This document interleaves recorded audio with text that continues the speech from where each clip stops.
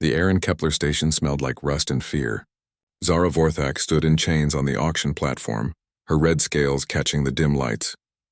Her wings, though small and useless for flight, spread slightly as she tried to make herself look bigger. The metal collar around her neck felt cold against her skin. She was a draconian. Her people were warriors from the Flame clans. They fought with honor. They died with honor. They did not stand in chains while aliens bid on them like cargo. The auction master, a fat creature with too many eyes, pointed at her with a long finger. "Here we have a fine draconian female," he said in his wet voice. "She can breathe plasma fire. Very dangerous. Very valuable. We start the bidding at 50,000 credits." Zara looked out at the crowd. There were many different aliens there. Some had fur. Some had scales like her, but different colors. Others looked like walking insects. They all stared at her with hungry eyes. A blue-skinned alien in fancy clothes raised his hand. 60,000, he called out. 75, said another voice. This one came from something that looked like a giant spider. Zara felt sick. These creatures were talking about buying her like she was a weapon or a pet. Her claws dug into her palms, but the energy restraints kept her from using her fire breath. The pirates who caught her had made sure she could not fight back. She remembered her ship. She had been scouting ahead of her clan's fleet when the Crimson Syndicate attacked. Their ships came out of nowhere. Her small fighter had no chance. When she woke up, she was in a cage. 100,000, called a new voice. The bidding went on. Higher and higher. Zara closed her eyes. She thought of her home world. She thought of the red mountains where her people built their cities. She thought of the honor songs they sang before battle. Then something strange happened. The bidding stopped. Zara opened her eyes. The auction master looked confused.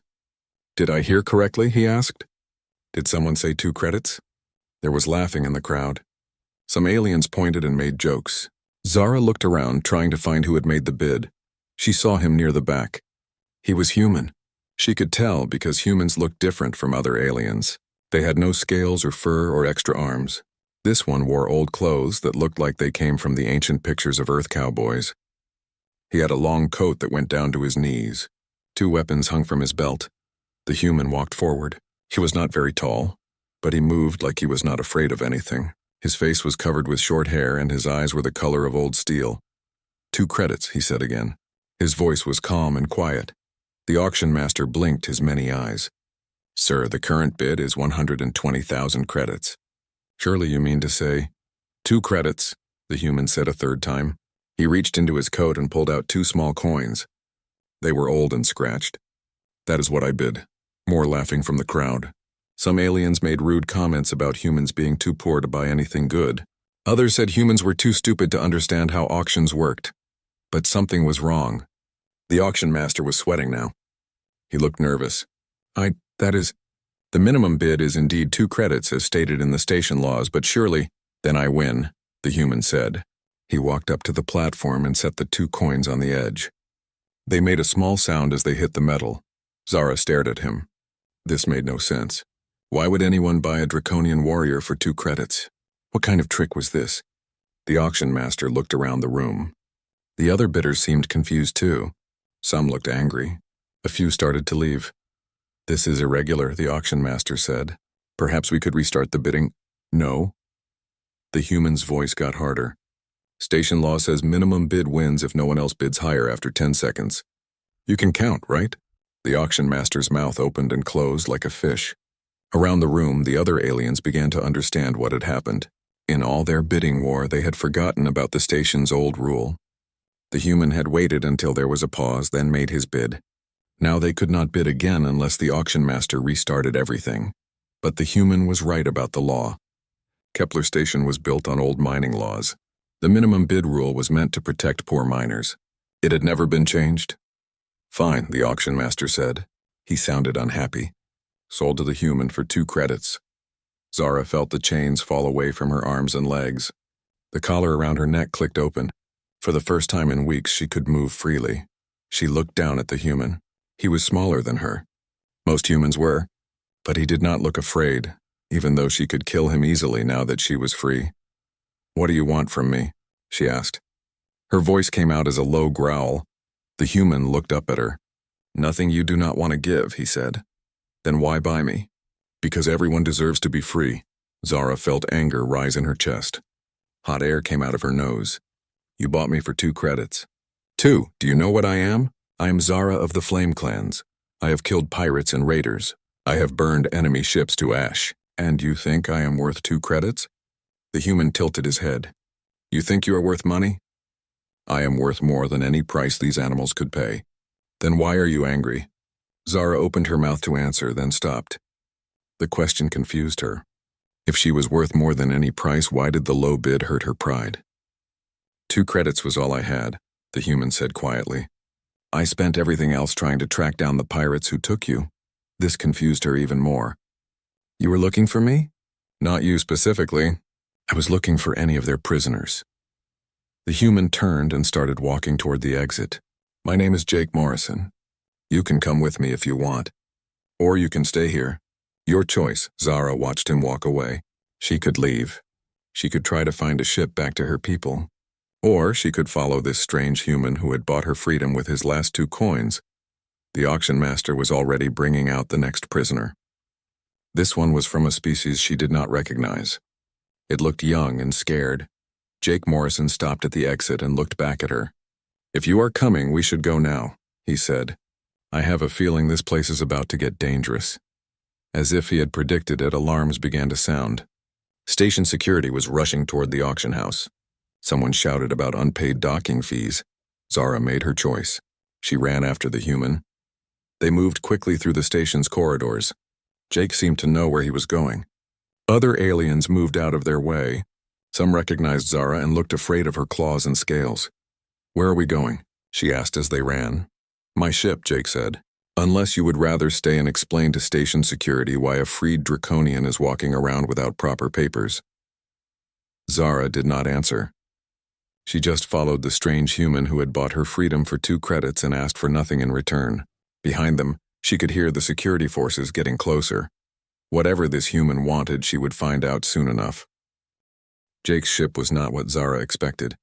She had seen human ships before. They were usually small and weak compared to draconian war vessels. This one looked like it had been put together from spare parts and held together with luck. The name Iron Horse was painted on the side in faded letters. The ship had scratches and burn marks all over its hull. But when they got inside, Zara saw that it was clean and well-maintained. The engines hummed with quiet power. Not much to look at, Jake said as he sealed the airlock behind them. But she is fast and tough. Zara looked around the cargo hold. There were weapons mounted on the walls. Some she recognized. Others looked like human designs she had never seen before. Are you a bounty hunter? She asked. Sometimes. Jake walked toward the front of the ship. Depends on who I am hunting and why. The cockpit was small but comfortable. Jake sat in the pilot's seat and began touching controls. The ship lifted off from Kepler Station smoothly. Through the windows, Zara watched the station fall away below them. So, Jake said as he set their course, tell me about the pirates who captured you. Zara sat in the co-pilot's chair. It was too small for her, but it would work. Why do you want to know? Because I have been hunting them for 2 years. They call themselves the Crimson Syndicate. They have been attacking ships and taking prisoners all along the frontier zone. Yes, Zara said. They took my ship 3 weeks ago. I was scouting ahead of my clan's fleet when they attacked.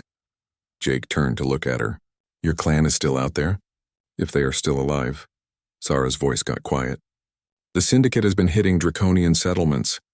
We do not know why. They take some prisoners and kill the rest. I know why, Jake said. His voice was hard. They are selling prisoners to research facilities. The Hegemony Council pays good money for rare species. Zara felt her anger rise again. The Hegemony Council ruled most of the galaxy. They claimed to bring peace and order to all worlds. But Zara's people had always stayed independent. They lived in the frontier zone where hegemony law was weak. My people will not be slaves, she said. No, Jake agreed. They will not. That is why I need your help. My help? Jake pulled up a star map on the main screen. Red dots marked known syndicate bases. I have been tracking them, but I do not know their territory well enough. You do. You can help me find them. Zara studied the map. Several of the red dots were near Draconian space. What do you plan to do when you find them? Stop them. Just you? One human against an entire pirate organization? Jake smiled. It was not a happy smile.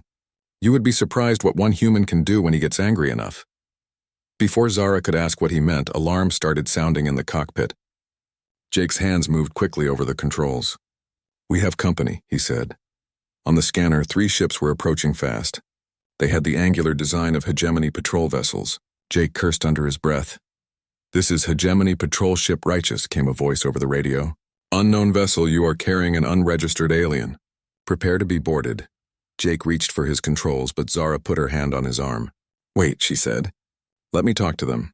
She opened the communication channel. "This is Zara Vorthak of the Flame Clans," she said in her most commanding voice. "I am traveling on Draconian clan business. You have no authority over me." There was a pause. Then the voice came back, sounding less sure. "We need to verify your status. Please transmit your identification codes." Zara smiled, showing her sharp teeth. "Draconian warriors do not carry identification codes for alien governments. We carry fire and steel. Would you like a demonstration?" Jake stared at her. She could see he was impressed by her boldness. The patrol ships held their distance for a long moment. Finally, the voice came back. "You may proceed, but stay in designated space lanes." "Of course," Zara said sweetly. Then she closed the channel. Jake looked at her with new respect. "That was well done," he said. "Hegemony patrols do not like to fight Draconians unless they have to," Zara explained. "We have a reputation," I noticed. Jake turned back to his controls. "But that will not work next time. The Syndicate will have told them to watch for you. Then we will have to be more careful." They flew in silence for a while. Zara watched Jake work. His hands moved over the controls like he had been born to fly. She began to understand that this human was not as helpless as she had first thought. "Why are you hunting the Syndicate?" she asked finally. Jake was quiet for so long that Zara thought he would not answer. Then he said, "They took my family." "Your clan?" "Humans do not have clans like Draconians. We have families. Smaller groups. My wife and daughter were on a research station when the Syndicate attacked. The station was destroyed, but some people were taken alive." Zara felt something she had not expected. Sympathy for this small human who had lost his loved ones. "I am sorry," she said. "The Hegemony Council said it was just pirates. Random violence. Nothing they could do about it." Jake's voice got harder. "But I found records. The Syndicate was being paid by Hegemony research facilities. They were taking specific people, scientists, doctors. My wife was a xenobiologist. So you hunt them alone?" "Someone has to." Zara thought about this. In her culture, when someone wronged your clan, all the warriors came together to get revenge. But humans were different. This one fought his war alone. "The nearest Syndicate base is in the Corvash system," she said. 3 days from here." Jake looked at her in surprise. "You will help me? You freed me when you could have left me in chains. And the Syndicate is my enemy too." Zara paused. "But I want to understand something. Why did you really buy me for 2 credits? You could have bid more." Jake was quiet for a moment. "Because that was all the money I had left. I have been searching for 2 years. I sold my house, my savings, everything. Those 2 credits were the last of it." Zara stared at him. "You spent everything you had to hunt pirates?" "Yes." "And you used your last money to free me?" "Yes, why?" Jake looked at her with his steel-colored eyes. "Because I have seen what happens to prisoners in Syndicate hands. No one deserves that, not even someone I do not know." For the first time since her capture, Zara felt something like respect for another being. This human had given up everything to fight for people he had never met. In her culture, such dedication was called honor. "The Corvash system has asteroid fields," she said. "Good places to hide, but also good places for ambushes. Then we will have to be smart about it." Zara smiled. Perhaps this strange human was worth more than 2 credits after all. Perhaps he was worth fighting beside. The stars stretched out ahead of them as the Iron Horse jumped to hyperspace. Behind them, Kepler Station grew smaller until it was just another dot of light in the darkness. The hunt was beginning. The Corvash system looked empty when they arrived. Just asteroids floating in space around a dead star. But Zara's sharp eyes caught something the scanners missed. "There," she pointed to a large asteroid cluster. "Those rocks are too perfectly arranged. And there are metal traces in the sensor readings." Jake nodded and adjusted their approach. "Good eye. I would have missed that."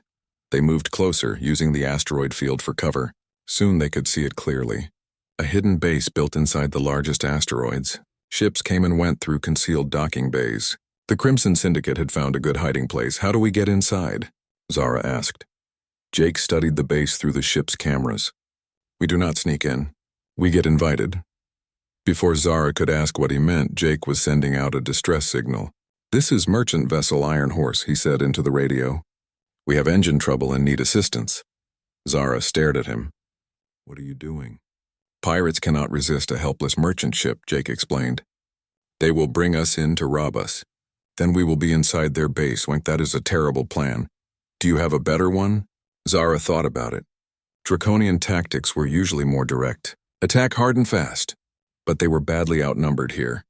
No, she admitted. Within minutes, 2 Syndicate fighters appeared. They escorted the Iron Horse to a docking bay inside the asteroid base. Jake powered down their weapons and opened the airlock when they were ordered to. A group of pirates boarded their ship. They were different species, some reptilian, others insectoid, a few that looked like walking plants. Their leader was a tall alien with blue skin and too many teeth. Well, the leader said. What do we have here? A human and a draconian traveling together. How unusual. Zara tensed. These pirates would recognize her as a warrior. But Jake stepped forward with his hands raised. Please, he said in a scared voice. We are just traders. We do not want any trouble. The blue-skinned alien laughed. Traders? What are you trading, human? Information, Jake said quietly. About hegemony patrol routes. This got the pirates' attention. Interesting. You will come with us to see the commander. Your draconian friend, too. They were escorted through the base at gunpoint. Zara was amazed by what she saw. This was not just a pirate hideout. It was a major operation. She saw holding cells full of prisoners from many different species. Some were being loaded onto transport ships. Others were being taken to what looked like a medical facility. There are so many, she whispered to Jake. More than I expected, he agreed.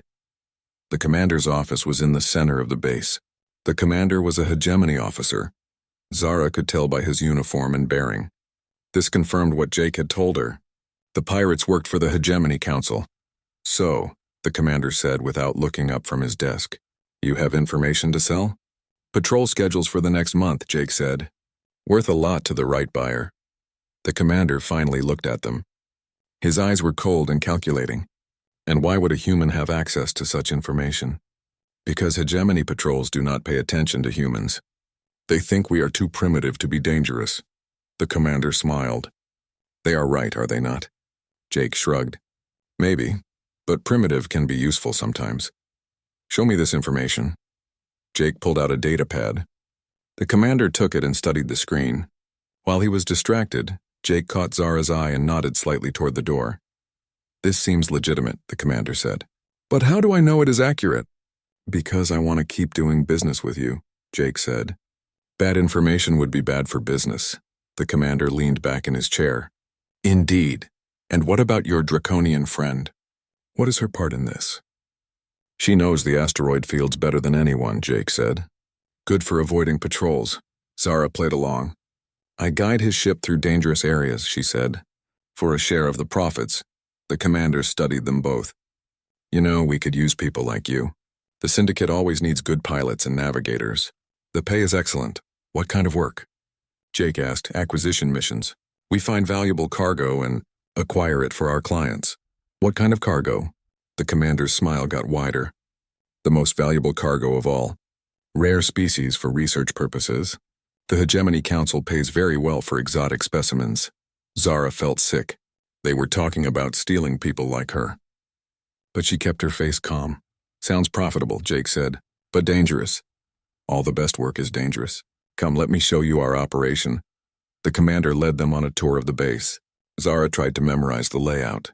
Security checkpoints, weapon storages, the locations of the prisoner holding areas. They stopped at a large viewing window that looked down into a processing center. Zara's blood turned cold at what she saw. Hundreds of prisoners were being sorted into groups. Some were being prepared for transport. Others were being taken to examination rooms where hegemony scientists studied them like laboratory animals. And many of the prisoners were draconian. Zara saw warriors from different clans. Some she even recognized. They had been captured in recent raids on frontier settlements. Impressive, is it not? The commander said. We have become quite efficient at harvesting specimens from the frontier worlds. Zara's claws dug into her palms. Jake must have sensed her anger because he put a warning hand on her arm. Very impressive, Jake said calmly. How many specimens do you process in a day? It varies. But we are expecting a large shipment tomorrow. An entire draconian colony ship that got lost in a storm. 2,000 specimens in perfect condition. Zara's control finally broke. Fire breath erupted from her mouth before she could stop it. The blast hit the viewing window and cracked the reinforced glass. Alarms started blaring. Security guards rushed toward them. The commander drew his weapon. I thought so, he said. No draconian would work willingly with humans. You are here to rescue the prisoners. Jake moved faster than Zara had ever seen a human move. His hand went to his weapon and fired 3 shots before the commander could react. The blue-skinned pirate who had brought them in fell with a hole in his chest. Run! Jake shouted to Zara. They fought their way through the corridors. Jake's weapons fired continuously, and his shots never seemed to miss. Zara used her claws and fire breath to clear their path. Pirates fell back from her fury. The holding cells, Zara shouted over the noise of battle. No, Jake said. There are too many guards. We need to get to the ship first. I am not leaving them. We cannot save them if we are dead. Jake was right, but it hurt to run past the prisoners. As they reached the docking bay, Zara saw something that made her stop. A group of pirates was herding a line of human prisoners toward a transport ship. Men, women, even children. They all had the pale skin and soft features of station dwellers. Jake saw them too. His face went white. Sarah? He whispered. One of the women in the prisoner line looked up. She had Jake's eyes and hair. When she saw him, her face filled with hope and terror. Jake, she called out. You found me. The pirates guarding the prisoners opened fire. Jake dove toward them without thinking about his own safety. Zara followed, breathing fire to clear his path. The battle in the docking bay was fierce. More pirates arrived every minute. But Jake fought like a man possessed. He would not let them take his wife again. Zara found herself fighting beside humans she did not know. But they were Jake's people and he had freed her. That made them worth protecting. When the last pirate fell, Jake ran to the woman who had called his name. They held each other like they would never let go. I thought you were dead, Jake said. I knew you would come for me, Sarah replied. You never give up. Zara looked at the other freed prisoners. Humans, yes, but also aliens from many species. Some looked like they had been prisoners for a long time. We need to go, she said. More security forces will arrive soon. Jake nodded, but he was looking at all the prisoners they were leaving behind. There are so many more. We cannot save them all today, Zara said gently. But we can come back. As they loaded the rescued prisoners onto the Iron Horse, Zara realized something had changed. She no longer thought of humans as weak or primitive. Jake had fought with honor. He had risked everything for people who were not even his species. Perhaps there was more to humans than she had understood. Perhaps they were worth 2 credits after all. Perhaps they were worth much more than that. The Iron Horse limped away from the asteroid base with its hull scorched and its engines struggling. In the cargo hold, 23 freed prisoners tried to understand what had happened. Jake worked frantically at the ship's controls while his wife Sarah helped tend to the wounded. Zara stood at the rear observation window, watching the Syndicate base grow smaller behind them. Soon it would send pursuit ships. They needed to find a safe place to hide and plan their next move. There is a dead system 2 jumps from here, she told Jake. No planets worth claiming. No one goes there. Jake nodded and set their course. As they entered hyperspace, he finally had time to talk with Sarah.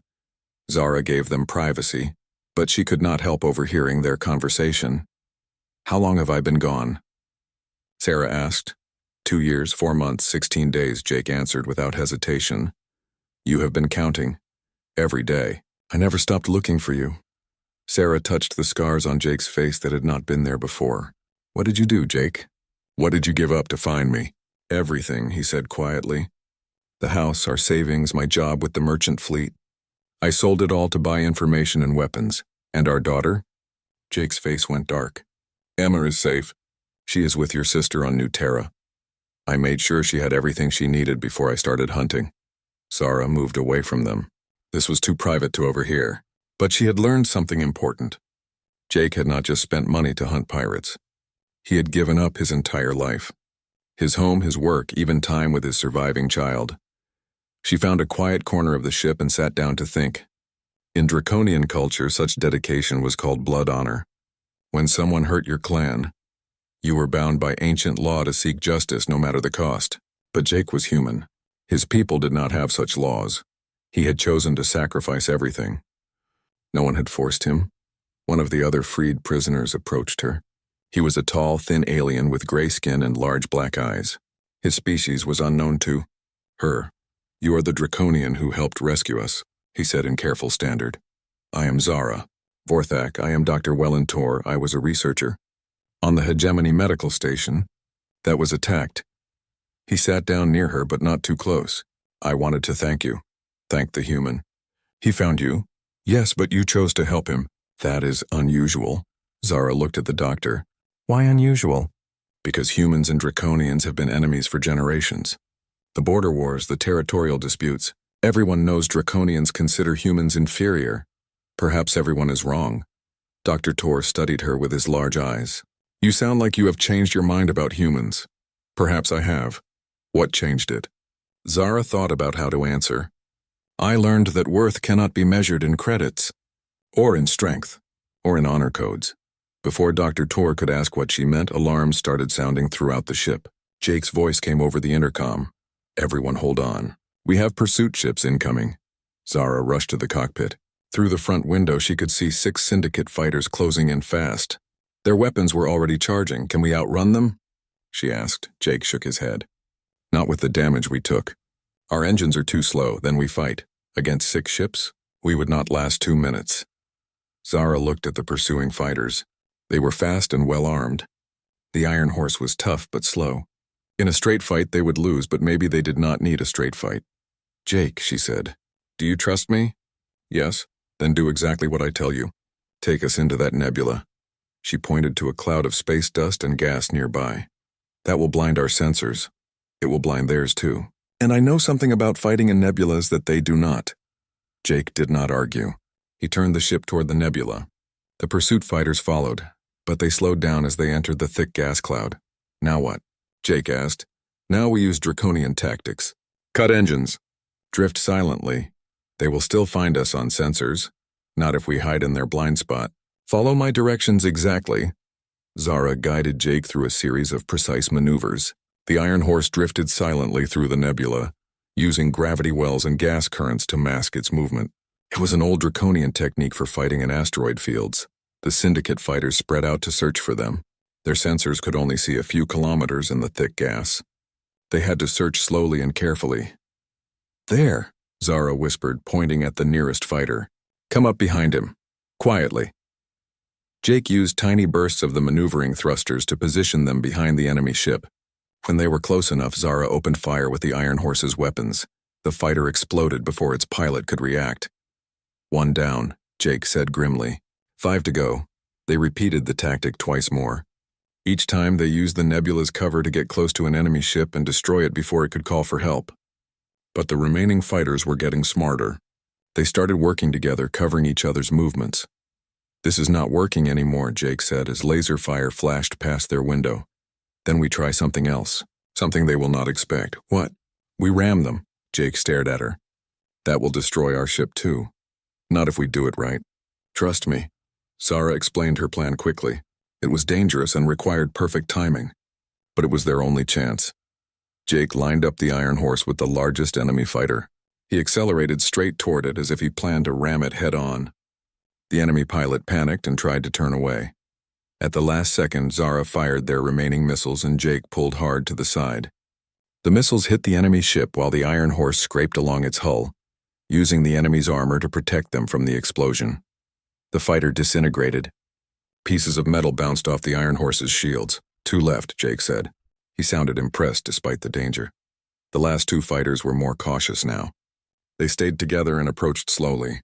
Zara realized they could not use the same trick again. "We need to get out of the nebula," she said. "In open space we might have a chance."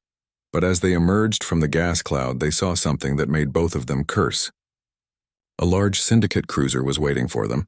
Its weapons were already trained on the Iron Horse. "This is Captain Vex of the Crimson Blade," came a voice over the radio. "You have caused us considerable trouble. Surrender now and your deaths will be quick." Jake looked at Zara. "Any more ideas?" Before she could answer, new ships appeared on the scanner. 3 Draconian fighters moving fast and firing at the Syndicate cruiser. "This is Commander Thok of the Flame Guard," came a new voice. "Iron Horse, identify yourself." Zara felt her heart jump.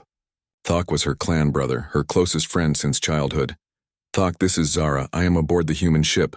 "Zara, we have been searching for you. We tracked the pirates to this system." The Draconian fighters hit the Syndicate cruiser with plasma fire. Its shields flared and began to fail. The 2 remaining fighters turned to flee. "Let them go," Zara told Thok over the radio. "We have bigger problems to discuss." An hour later, the 2 groups met aboard Thok's flagship. Jake and Sarah stayed close together, clearly nervous about being surrounded by Draconian warriors. But Zara stood between them and her people. "Explain this, clan sister," Thok said. He was a large Draconian with dark red scales and scars from many battles. "Why do you travel with humans?" "Because they freed me from slavery," Zara said. "And because we fight the same enemy." She told Thok everything she had learned about the Syndicate and their connection to the Hegemony Council. About the research facilities and the systematic capture of Draconians for experimentation. Thok's eyes grew hard as he listened. "The Hegemony will pay for this," he growled. "Yes," Zara agreed. "But not with random attacks. We need to be smart about this. The humans have shown me new ways of fighting." "Humans?" Thok looked at Jake with disgust. "What can humans teach warriors?" "That honor means protecting the innocent, not just following ancient codes. That sometimes the best way to win is not the most direct way, and that true strength comes from working together, even with former enemies." Thok was silent for a long moment. Finally, he said, "The clan leaders are meeting to decide our response to these attacks. You should be there." "I will come," Zara said. "But Jake comes with me." "A human? At a clan meeting? He knows more about the Syndicate than anyone, and he has earned the right to speak." Jake stepped forward. "I do not need to speak at your meeting," he said. "I just want to stop the pirates. Nothing else matters to me." Thok studied the small human. "You are the one who spent 2 years hunting them?" "Yes." "Alone?" "Yes." Thok's expression changed slightly. In Draconian culture, such dedication was worthy of respect, even from an enemy. "Very well," he said finally. "You may attend, but you will not speak unless asked." As they prepared to leave for the clan meeting, Sarah took Zara aside. "Thank you," she said quietly. "For what?" "For helping Jake find me. For fighting beside him. I know Draconians and humans have not been friends." Zara looked at this small human woman who had survived 2 years of captivity and still had kindness in her voice. "Perhaps it is time for that to change," Zara said. "Perhaps it was time for many things to change." The Flame Clan meeting took place on an ancient asteroid that had been hollowed out centuries ago. Inside, the great chamber was carved from living rock and lit by plasma torches. 12 clan leaders sat in a circle, their scales gleaming in the firelight. Zara entered with Jake at her side. The human looked small among the towering Draconian warriors, but he walked with his head high. He had faced worse than disapproving looks. Thok presented their evidence about the Syndicate and the Hegemony Council's involvement. The clan leaders listened in growing anger as they learned how their people were being hunted and sold like animals. "This cannot stand," declared Elder Korath, the oldest of the leaders. Her scales were white with age, and her voice carried the authority of centuries. "The Hegemony will burn for this insult." "Yes," agreed Commander Voss, a younger leader with battle scars covering his arms. "We gather our fleets and attack their core worlds. We show them that Draconians are not cattle to be harvested." Other voices joined in, calling for immediate war against the Hegemony, but Elder Korath raised her hand for silence. "Before we decide," she said, "we will hear from the human who brought us this information." All eyes turned to Jake. He stood slowly, clearly aware that he was surrounded by beings who could kill him without effort. "Honored leaders," he began, his voice steady despite the tension. "I know you have no reason to trust me. My people and yours have been enemies, but I have learned something in my hunt for the Syndicate." "Speak," Elder Korath commanded. "The Hegemony wants you to attack their core worlds. They are prepared for that. Their fleets are waiting for you to come to them, where they have the advantage." Commander Voss snorted. "You think we fear their fleets?" "No," Jake said. But I think you are too smart to fight the way your enemy wants you to fight. This got their attention. Draconians respected tactical thinking. Explain, Elder Korath said. Jake stepped forward. The hegemony's strength comes from order. From controlling trade routes and communication networks. From making people believe they are too powerful to resist. And what if we took that away from them? What if instead of attacking their fleets, we attacked their reputation? Thok leaned forward. How? Jake pulled up a holographic display. It showed the known galaxy, with hegemony territory marked in blue and the frontier zones in red. The Syndicate operates in the frontier zones, because that is where the hegemony's control is weakest. They claim these attacks are just random piracy, but what if we proved otherwise? The evidence we found will not be enough, said Elder Korath. The Hegemony Council will claim it was forged. Then we get evidence they cannot deny. We capture a Syndicate base intact with all their records. We broadcast it to every world in the galaxy before they can stop us. Commander Voss looked skeptical. One base will not be enough. They will claim it was a rogue operation. Then we take them all at once, before they can warn each other. The chamber fell silent. The clan leaders looked at each other with surprise. All of them?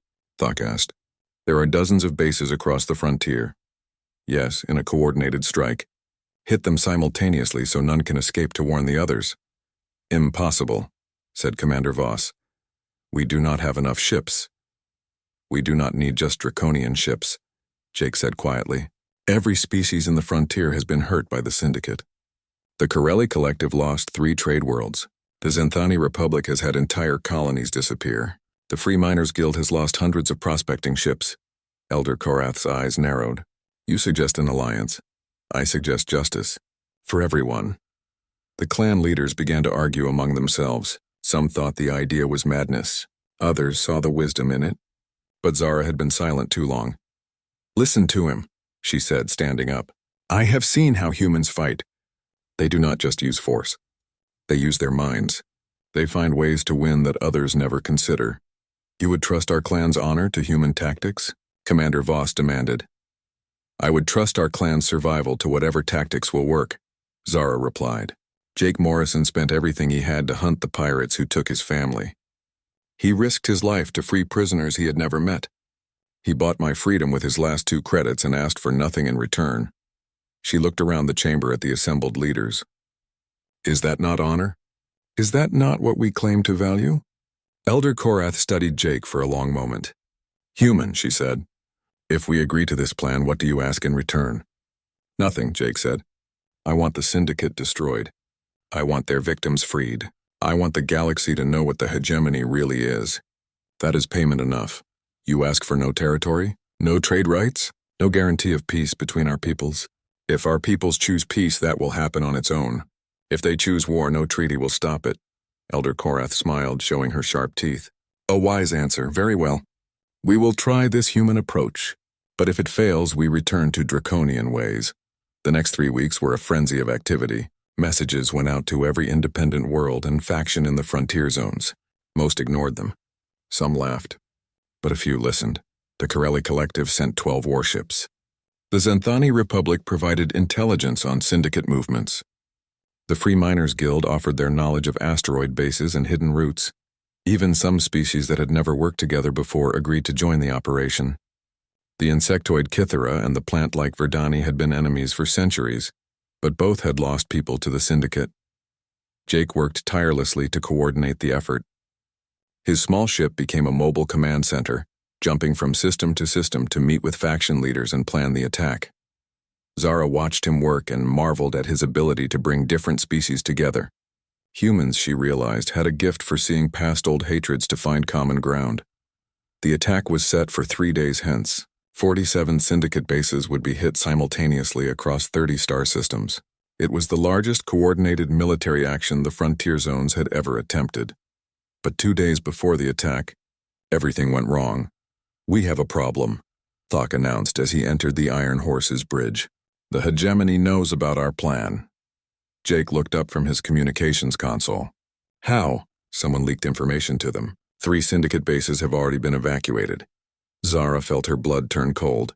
If they warn the others, the whole operation fails, Jake finished. And we lose our only chance. They stood in silence for a moment, trying to think of a solution. Then Jake smiled grimly. Not necessarily, he said. What if we let them evacuate? Thok stared at him. What? The Syndicate will move their prisoners to what they think are safe locations. Probably their main headquarters. If we can track them, we find their central command, Zara said, understanding, with all their records and all their prisoners in one place. It is risky, Thok warned. If we are wrong, we lose everything. We are already losing everything, Jake pointed out. This gives us a chance to turn the leak to our advantage. They had to work fast. New plans were sent to all the attack groups. Instead of simultaneous strikes, they would hit the bases in sequence, driving the Syndicate forces toward their hidden stronghold. The plan worked better than anyone hoped. As each base was attacked, the survivors fled to a massive facility hidden in the Void Nebula at the edge of hegemony space. It was a fortress built inside a rogue planet, protected by powerful shields and heavy weapons. But it was also a trap. With all their forces concentrated in one place, the Syndicate had nowhere left to run. The final battle was fierce. The fortress's defenses were strong, and the Syndicate fought desperately. But the Alliance fleet was larger and more determined. Species that had been enemies for generations fought side by side. Jake flew his ship into the heart of the battle, coordinating the attack while Zara used her knowledge of draconian tactics to guide their allies. Together they helped crack the fortress's defenses. When the shields finally fell, Jake and Zara led the assault team into the facility. They found thousands of prisoners from dozens of species, held in terrible conditions, but they also found what they were really looking for: the Syndicate's complete records. Every transaction with the Hegemony Council. Every order for specific prisoners. Every payment for research specimens. This is it, Jake said as he downloaded the files. This proves everything. But they were not alone. Admiral Caney, the Hegemony officer who had been running the operation, appeared with a squad of elite guards. I think not, the Admiral said, raising his weapon. Those records will never leave this facility. The firefight was brief but intense. Zara's fire breath cleared a path while Jake's precise shooting took down the guards one by one. But Admiral Caney fought with desperate fury. You do not understand, he snarled as he fell wounded. The hegemony brings order to chaos. These frontier worlds are worthless without our guidance. Then why do you need to study us like animals? Zara demanded. Because you are animals. All of you. Only the hegemony represents true civilization. Jake stood over the fallen admiral. If this is your civilization, I want no part of it. The broadcast went out across the galaxy that same day. Every communication network, every news service, every public channel carried the evidence of hegemony atrocities. The reaction was immediate and explosive. Worlds that had been loyal to the hegemony for centuries declared independence. Trade routes shut down.